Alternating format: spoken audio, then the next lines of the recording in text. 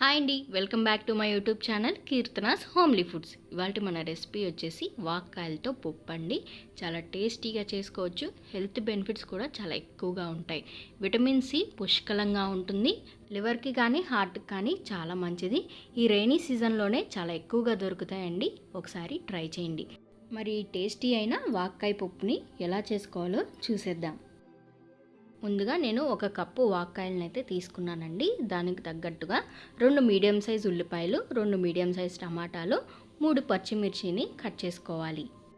ఇప్పుడు ఈ వాక్కాయల్ని ఇలా నేను చూపిస్తున్న విధంగా మిడిల్లోకి కట్ చేసుకొని దీనిలో ఉన్న గింజల్ని సపరేట్ చేసుకోవాలి. ఇలా నైఫ్తో కొంచెం కట్ చేయగానే గింజలు సపరేట్ అయిపోతాయండి. ఇలా రెండిట్లో కూడా గింజల్ని సపరేట్ చేసుకోవాలి.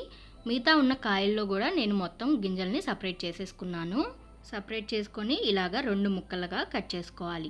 ఇప్పుడు ఒక కుక్కర్ తీసుకొని దానిలోకి మీరు ఏ కప్పుతో వాక్కాయలు తీసుకున్నారో అదే కప్పుతో ఒక కప్పు కందిపప్పు తీసుకొని శుభ్రంగా కడుక్కోవాలి. కడిగి తీసుకున్న కందిపప్పులోకి 2 గ్లాసులు వాటర్ పోసుకొని ముందుగా కట్ చేసి పెట్టుకున్న ఉల్లిపాయలు, 2 టమాటాలు, 3 పచ్చిమిర్చి, అలాగే కట్ చేసి పెట్టుకున్న వాక్కాయ ముక్కలను కూడా వేసుకొని 1/2 టీ స్పూన్ పసుపు, 2 టీ స్పూన్ల వరకు కారం, కొంచెం కరివేపాకు వేసుకొని కుక్కర్ మూత పెట్టుకోవాలి. ఇప్పుడు స్టవ్ మీద పెట్టి 3 నుంచి 4 విజిల్స్ వరకు రానివ్వాలి. ఒక 4 విజిల్స్ పెట్టి ప్రెషర్ అంతా పోయిన తర్వాత ఓపెన్ చేసి చూపిస్తున్నాను. చూసారు కదండి, పప్పు అయితే పర్ఫెక్ట్గా ఉడికింది. ఇప్పుడు దీనిలోకి 1 స్పూన్ కల్లుప్పు వేసుకొని పప్పు గుత్తితో మెత్తగా మెదుపుకోవాలి. చూసారు కదండి, పప్పు అయితే మెత్తగా అయిపోయింది. ఇప్పుడు దీనిలోకి పోపు వేసుకుందాం. ముందుగా స్టవ్ వెలిగించి ఒక ప్యాన్ పెట్టుకొని దానిలోకి 2 నుంచి 3 టీ స్పూన్ల వరకు ఆయిల్ని యాడ్ చేసుకోవాలి. ఆయిల్ కొంచెం వేడైన తర్వాత 1 స్పూన్ పోపు దినుసులు, 2 ఎండుమిరపకాయలు, దంచి పెట్టుకున్న కొంచెం వెల్లుల్లి వేసుకొని బాగా ఫ్రై చేసుకోవాలి. దీనిలోకి ఫైనల్గా కొంచెం కరివేపాకు వేసుకొని ఫ్రై చేసుకోవాలి.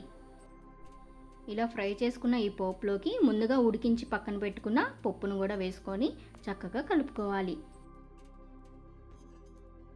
ఫైనల్గా కొంచెం కొత్తిమీర వేసుకొని కలుపుకొని స్టవ్ ఆఫ్ చేసుకోవడమే. అంతేనండి, పప్పు రెడీ అయిపోయింది. ఇప్పుడు ఒక బౌల్లోకి సర్వ్ చేసుకుందాం. చూసారు కదండి, సింపుల్ అండ్ టేస్టీగా చేసుకునే వాక్కాయ పప్పు అయితే రెడీ అయిపోయింది. మరి మీరు కూడా ఇంట్లో ఒకసారి ట్రై చేసి ఎలా ఉందో కామెంట్ చేయండి. ఈ రెసిపీ మీకు నచ్చినట్లయితే లైక్ చేయండి, షేర్ చేయండి, మన ఛానల్కి సబ్స్క్రైబ్ చేయండి. పక్కనే ఉన్న బెల్ ఐకాన్ని క్లిక్ చేయడం మాత్రం మర్చిపోవద్దు.